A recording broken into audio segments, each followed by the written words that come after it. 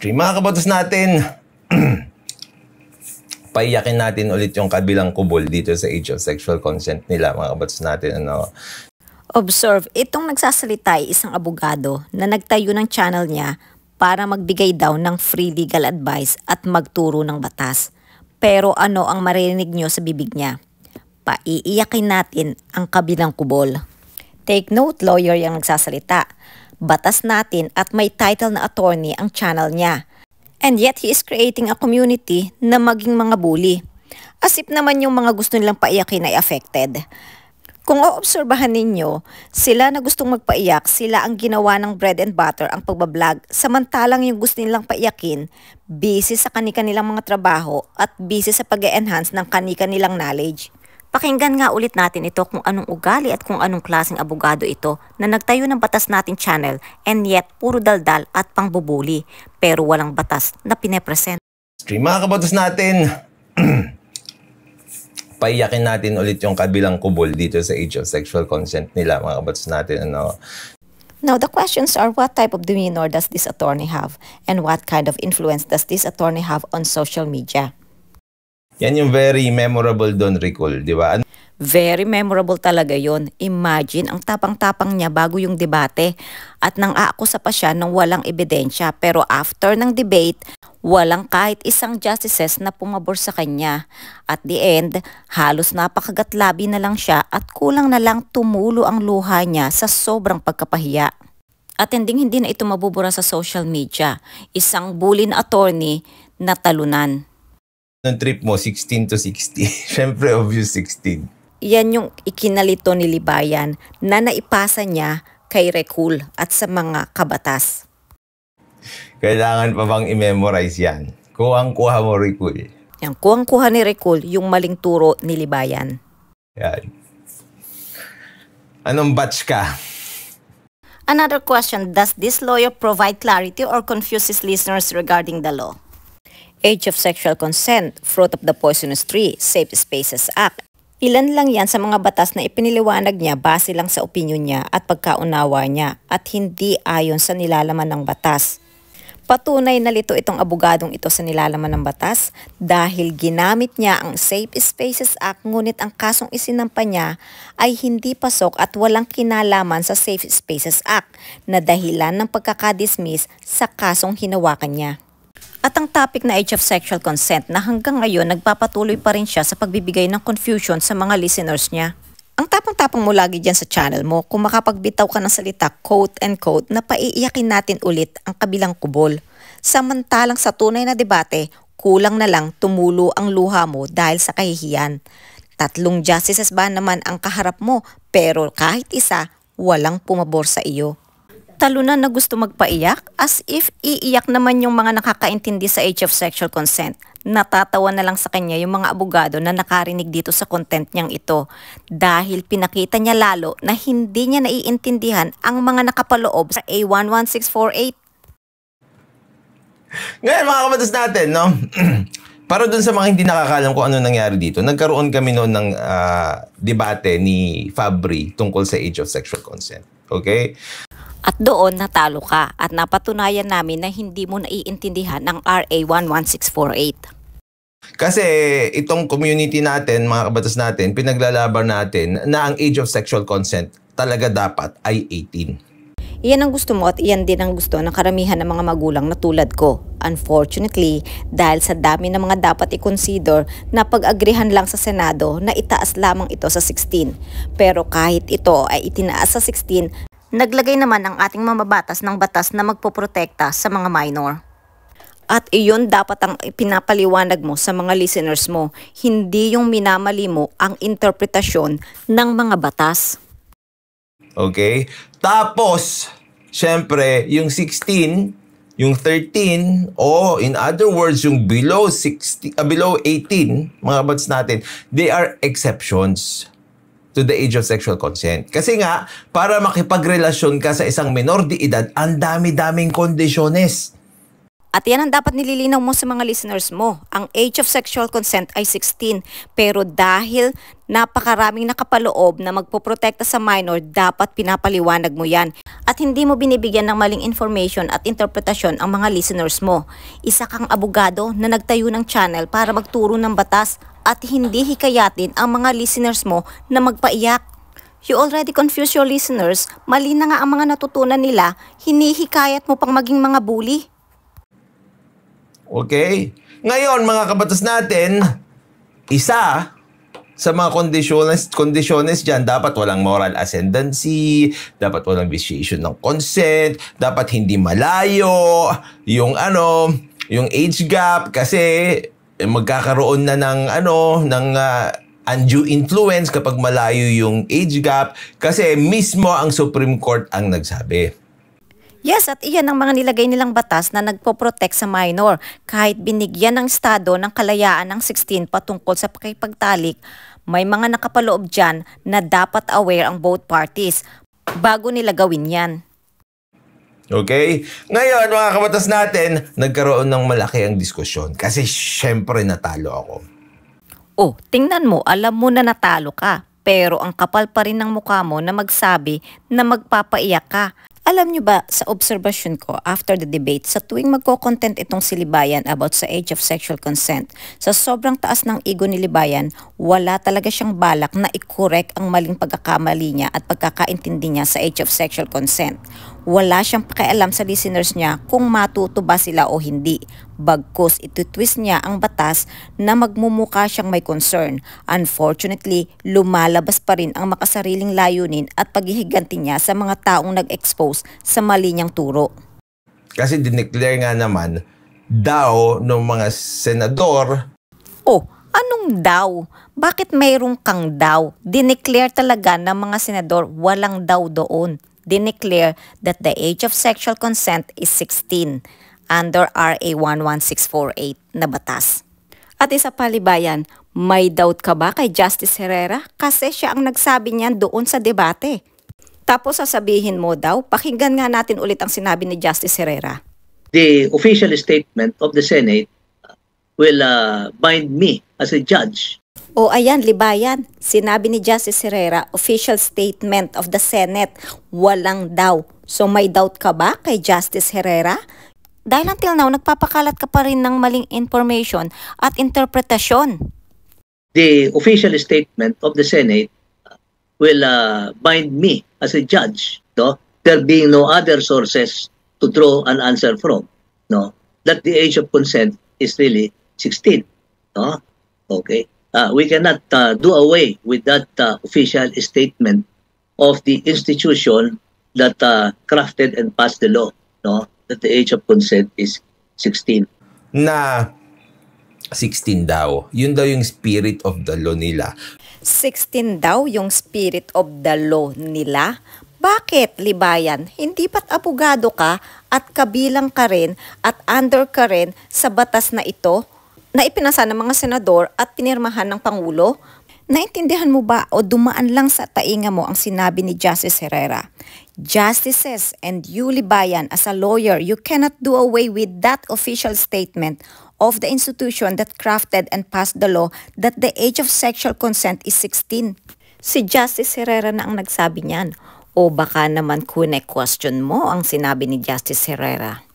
Nung ginawa nila na 16 yung hindi age of sexual consent, kundi statutory rape. Calling the attention of Supreme Court, itong lawyer na ito, hindi nyo pa ba didisiplinahin? Abay, paulit-ulit na ang pagtitwist, pag-interpret at pagtuturo ng mali-maling batas. Alam ko konti lang ang followers at subscribers ko, pero kung may nakikinig lang sana na kamag-anak ng mga justices, sana maipaabot ang mensahe natin. Hay nako, kung maririnig lang sana nila kung paano mo pinapaliwanag ang mga batas at binibigyan mo ng confusion ng mga listeners mo, baka mapagalitan ka talaga at mabigyan ka pa ng suspension dahil sa paulit-ulit ng maling interpretasyon mo dito sa age of sexual consent at sa iba pang mga batas na dinidiscuss mo at nanlalait ka pa kapag itinatama ka at nanghihikayat ka pa talagang magpaiyak. Ikaw na ang mali, ikaw na ang talunan at hanggang ngayon lito ka pa rin at ikaw pa ang may kapal ng mukha na magpaiyak?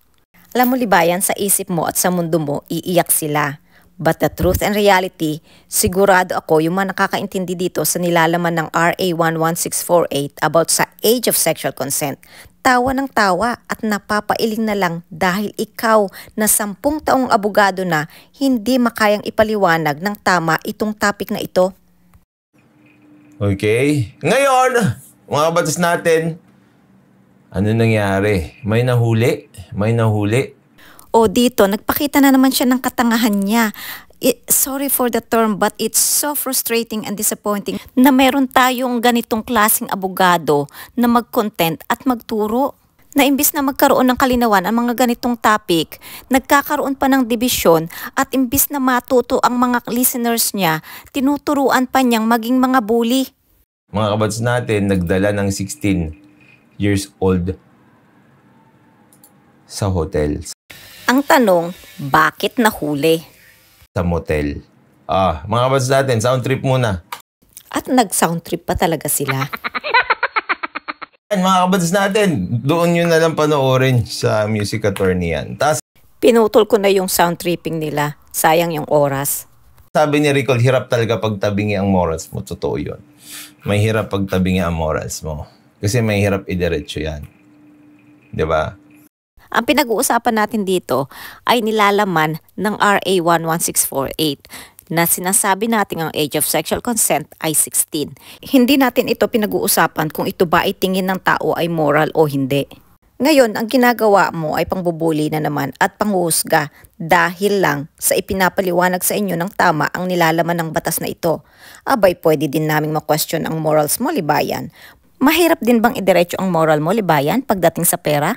Yun bang makakalap ka lang ng pondo, kailangan mong magkunwari at magsinungaling na ang pondo ay mapupunta sa pag-hire ng editor. Pero ang totoo, ayaw mo talaga ng editor. Kung makapanghusga ka kasama ng community mo, inam. Pero ikaw mismo, ang moral mo pagdating sa pera at relasyon nyo ni Atty. Magalong, tama ba naman sa tingin ng iba? Anyway, hindi naman iyan ang topic natin at hindi naman natin kinokondem si Libayan at si Atty. Magalong. T-shirt ng pagkapanalo niya sana. Hindi naman, huwag na tayo. Hayaan nyo na siya. Masaya na siya dun eh. Okay, pero hindi niya tayo mapipigilan na hindi pag-usapan. Abay, wala namang pumipigil sa inyo. Abay, gusto mong kutkutin yung sugat na dinulot sa iyo ng debate. Abay, tutulungan ka pa namin na kutkutin. Siguro, nagbibigay ng satisfaction sa iyo sa tuwing naaalala mo ang sakit na dulot ng debate. Abay, bring it on. Medyo nalelate nga lang ang reaction sa video mo, pero kasi busy sa work. Pero napatawa mo na ako at napailing na lang sa content mong ito. Akala ko ba magpapaiyak ka? Bakit mukhang naging clown ka sa content mong ito? Anyway, let's continue. Kasi binabalita! Ito mga kabatas natin. Sa GMA Integrated News, 16 anyos yung kasama niya. 16 years old. Akala ko ba pwede na? Bakit nakasuhan ito? Abay, lito ka talaga, ano? At hindi mo naiintindihan at nagtanong ka pa talaga? Under RA 11648, the law says that a person must be 16 years old of age to be able to consent to engaging in a sexual act. Otherwise, even a person give consent pero siya ay 16 below, statutory rape agad ang kaso. Ano ba ang difference ng statutory rape at rape? Now, statutory rape is different from rape in that the element of consent is not an issue. Now, kapag nagkaroon ng panloloko, ibig sabihin, ang consent pwedeng maging invalid o immaterial. Okay, let's continue at tingnan natin kung paano kino-confuse ni Libayan ang mga listeners niya at minimisinterpret ang batas. Ha? Nauwi umano sa ilang beses na pangahalay ang pambobola ng isang gwardya. Mga kabatas natin, na bola, ibig sabihin... Take note, nabola at sinabi din dyan sa report na may panloloko. At gumawa ng fake ID yung lalaki para lang maipasok niya yung bata sa motel. Nabola, ibig sabihin may consent. Ang sabi ni Libayan, nabola. So ang ibig sabihin daw, may consent. Iyon ang paliwanag ni Libayan. Now, ang consent ay magiging valid kung lahat ng nilatag sa batas ay hindi ma-violate. Pero kapag may pangbobola, may panloloko, when a person took advantage of the vulnerability of the minor, the consent will become immaterial. Kasi binola eh. Dinaan sa matatamis na salita. Pero bakit panghahalay ang ginamit niyong term GMA? Hindi ba abogado ka? Bakit hindi mo ipaliwanag bakit panghahalay ang ginamit na term ng GMA? Dahil under RA 11648 Section 1 Article 266-A1D. Now, bakit pwedeng rape ang ikaso dyan sa lalaki? Di ba dyan sa report sabi nabola? At sinabi din dyan sa report na siya isang gwardya at nagpakilala siyang musician. At sinabi din dyan sa report na may panloloko. Hindi ba tang isang abogado ay dapat may matalas pagdating sa mga detalye?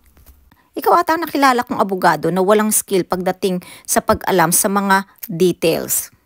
Basahin natin itong last part nitong RA 11648, Section 1, Article 226A1D. On the other hand, non-exploitative shall mean there is no actual or attempted act or acts of unfairly taking advantage of child's position of vulnerability, differential power, or trust. Ibig sabihin, dapat walang deception during the conduct of sexual activities. Kung nabola yung bata, ibig sabihin, the man took advantage of the vulnerability of the child. At kung mapatunayan sa korte na nakuha niya yung trust nung bata through deception, then papasok talaga yan sa rape.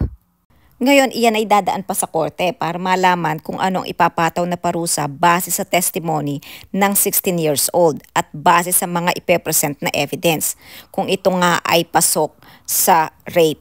At kung sasabihin ng 16 years old sa korte na walang pambobola, walang pamimilit at ginusto talaga niya ang nangyari, at kung mahal na mahal ng 16 years old yung lalaki at ipaglalaban niya yung lalaki at sasabihin niya sa korte na walang pambobola, walang pamimilit at ginusto talaga niya ang nangyari, then possible pa na maabsuelto yung lalaki. So depende talaga yan sa magiging result pagdating sa korte.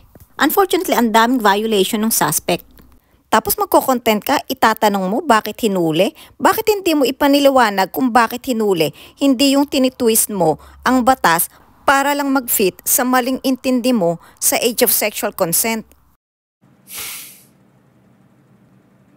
Bakit panghahalay? May sexual consent naman na yan. OMG Libayan, bakit ka nagtatanong? Hindi mo ba nabasa doon sa RA 11648 Section 1 Article 266, Rape when and how committed? Yan kasi ang nangyayari, yung nakaka 4 to 6 content ka a day, tapos hindi ka na nagre-review, content na lang ng content, hindi na ipinakikita ang nakasaad sa batas at hindi mo na nire-review, ay talagang malilito ka. Kasi so ano ba naman? Nalilito talaga. Ano ba naman? Nalilito talaga. Pero ganon. O diba, noon pa man lito ka na dyan sa age of sexual consent. At hanggang ngayon, mukhang lito ka pa rin.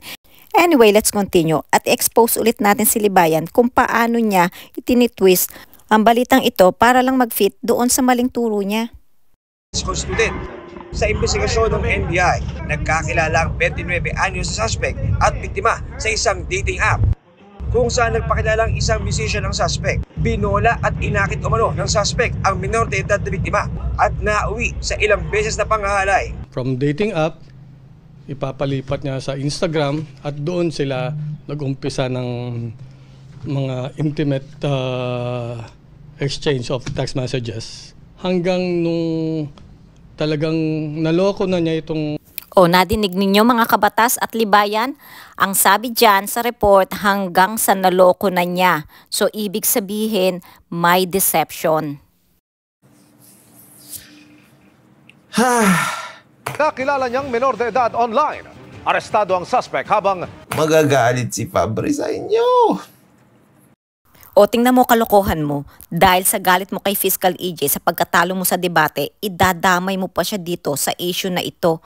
Nagtuturo lang naman si Fiscal EJ ng tama at itinatama ka, tapos ganyan ang mga salitang sasabihin mo?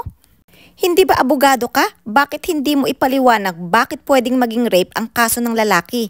Bakit pwede ding maabsuelto o seduction lang ang maipataw sa kanya? Hindi yung mangdadamay ka pa ng piskal pero wala ka namang batas na inilalabas. Oh, at bakit si Fiscal EJ lang ang binanggit mo? Di ba't yung 3 justices din, ang age of sexual consent sa kanila ay 16? Pinaburan nga nila si Fiscal EJ. Bakit hindi mo i-call out? Bakit si Fiscal EJ lang ang binanggit mo? I challenge you, Libayan. Banggitin mo yung 3 justices na pumabor kay Fiscal EJ. Kaya mo ba, Libayan? O takot kang banggitin ang 3 justices na pumabor kay Fiscal EJ? Nasagip ang estudyanteng Oh, bakit nyo sinagip? Pwede naman na magbigay ng consent yun sa pakikipagtalik. Oh, pakinggan mo nga ang lumalabas dyan sa bibig mo at mga reasoning mo. Hindi ba abogado ka? Bakit hindi mo ba inalam ang sitwasyon at mga detalye ng report? Huwag mong sabihing nagpapakasarkastik ka dahil ang ginagawa mo ay tanong ng tanga dahil napakalinaw ng report. Tanga lang ang magtatanong ng mga tanong mo. Huwag ko sa inyo! Kontakin nyo nga si Fabri! nuslit umano sa motel. Ewan ko rin sa iyo, Libayan. Hindi na namin kailangang kontakin si Fiscal EJ dahil naiintindihan namin ang RA 11648 at ang mga nakapaloob dito. Bakit kaya hindi mo basahin ang batas o kaya mag-refresher course ka nang hindi ka nalilito at nagbibigay ng maling interpretasyon? Nakatutok si John Consulta. Exclusive. Tapos ang stand natin ay stand na din ng kabila, epic. Oh, paano naman naging ang stand ninyo ay naging stand namin? Samantalang ang stand ninyo hanggang ngayon, ang age of sexual consent is 18. Paano naging pareho yun? At sa inyo, paliwanag at intindi ni Libayan, lalo na dito sa content niyang ito, pag 16 ka na, huwag ka nang tatanggi at huwag ka nang magkakaso. Sa inyo pala, basta pwede nang magbigay ng consent, hindi ka na pwede magkaso at kapag yung katalik mo nagbigay ng consent, pero niloko mo, absuelto ka pa rin. Ganon ang intindi ninyo. Kaya si Libayan, tanong ng tanong, bakit kinasuhan yung nasa balita? Nagbigay naman daw ng consent. Hindi niya inaalam at sinasabi sa inyo kung kailan magiging valid at kung kailan magiging immaterial yung consent. Ang 16 ay pwede na magbigay ng consent. Tama yun. Pero dapat pinapaliwanag ni Libayan kung kailan magiging valid ang consent at ano-ano ang mga dahilan na magiging immaterial ang consent. At pag-anahin ng utak at alamin bakit nga ba ipinasalang sa 16 and not 18 ang age of sexual consent. And I think dahil nakita nila ang iba't ibang sitwasyon at dapat din nilang itong isaalang-alang. At kung titingnan ninyo, worldwide, the average age of sexual consent is 16. At kahit isinet nila ang threshold na 16, naglagay pa rin sila ng batas na magpoprotect sa minor. May pa-epic-epic ka pang nalalaman, Recul. Mag-aral ka kaya, hindi yung Sir Libayan palagi ang pinakikinggan mo. Hindi ba ikaw napapaisip? Hindi ba sinabi ni Libayan, paligiran mo ang sarili mo ng mga bobo para magmukha ka matalino? Bobo ang tingin sa inyo ni Libayan. Pinaligiran niya ang sarili niya ng mga bobo para magmukha siyang matalino sa tingin ng mga bobo. O lilinawin ko, hindi ko sinasabing mga bobo kayo. Pero pag ganyan ang thinking at sinasabi ng pinapakinggan ninyo, ibig sabihin hindi matatalino ang target listeners niya, kundi mga bobo na kaya niyang papaniwalain sa mga sinasabi niya. Ganyan naman sila eh. Ganyan naman sila eh. Obviously, the answer is 16. Kung gusto mong makipagtalik sa 16 years old, panoorin mo ito. Panoorin mo ito, Fabri. I challenge you again, Libayan. Sabihin mo kaya yan sa 3 justices na panoorin nila yan at bakit sila pumabor kay Fiscal EJ. Takot ka kapag hindi mo binanggit ang 3 justices dahil si Fiscal EJ at ang 3 justices pare-pareho sila ng stand. Sa kinakit ng mga ahente ng NBI NCR ang ikatlong palapag ng model na ito sa Taguig. Ang kwartong ito, mabilis na sinira. Sa loob. Sinira pa. Gusto nyo bang ganyan? Inabutan ang nagpupumiglas pang suspect. Nasa gitna Gaganyanin ka? Bakit? Nakakapagbigay ng consent na yan Libayan, inalam mo ba ang sitwasyon na yan? Pwede bang mag-refresher course ka at nang maintindihan mo ang iba't ibang sitwasyon? I think you badly needed a refresher course. Napapaisip tuloy ako, mag-GoFundMe kaya ako para sa refresher course mo. Naaawa na kasi ako sa mga listeners mo, lalo na sa mga listeners mo na may balak kumuha ng law.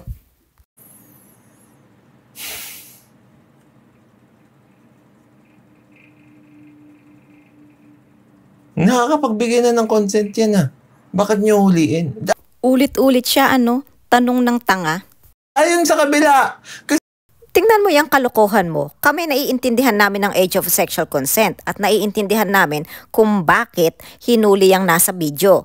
Nagpapaka-sarcastic ka para magmukhang matalino, hindi para magmukhang clown.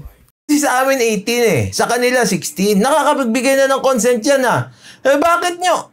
Di ba nonsense? Akala ko ba legal yan? Makipagtalik sa 16 years old. Hay naku Libayan, paulit-ulit na ang tanong mo. Tanong ng tanga yan. Dapat talaga makita ka na ng Supreme Court dahil hindi ka na asset kundi liability. Dahil imbis na magbigay ka ng linaw at magturo ng batas, mali-maling batas ang natututunan sa iyo at pambubuli ang napipick up dyan sa channel mo. Tapos, isipin mo, susugurin ka, sisirain pa yung pinto ng motel? O Libayan, bakit sinira? Bakit hindi mo ipaliwanag ano yung violation? Bakit sinira yung pinto ng hotel or motel? Ay naku, dapat ikaw ang nagpapaliwanag nito. Anyway, under RA 7610 Article 3 Section 6, kapag ang minor ay ipinasok mo sa motel o hotel at hindi mo ka mag-anak o walang consent sa parents or guardian, under Section 6, attempt to commit child prostitution na yon. O diba ang dami ng violation, ipinasok yung minor sa hotel without the consent of the parents. Tapos magtataka ka kung bakit sinira yung pinto ng hotel? Di ba sabi nila legal yan? O bakit may ganyan? Although 16 is the age of which one can legally consent to sexual activities, numerous laws established by the state are in place to safeguard minors. Linawin mo isa-isa kung kinakailangan, kung kailan magiging legal, kung kailan magiging bawal. Ipaliwanag mo isa-isa kung mayroong magtatanong sa iyo kung kailan, kung bakit, kung anong dahilan. Maraming dapat i-consider, maraming evidence na kinakailangang i-present. Malalaman kung ano ang bigat ng violation ng isang tao at ipapataw na parusa o kung may parusa man o wala. Di ba? Pako mali. Ayon sa kanila, pag ganyan mali yung ginagawa ng populis. Legal yan. Galak na galak si Libayan sa comment. Nagpaka-sarcastic sila pero nagmukha naman silang clown sa ginawa nila. Pwede nang magbigay daw ng consent makipagtalik ang isang 16 years old.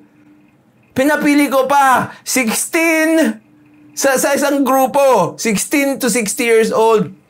Sabi ko nga kanina, bilang isang abogado, dapat ine-explain niya kung kinakailangan isa-isa ang mga sitwasyon para naiintindihan ng mga listeners niya.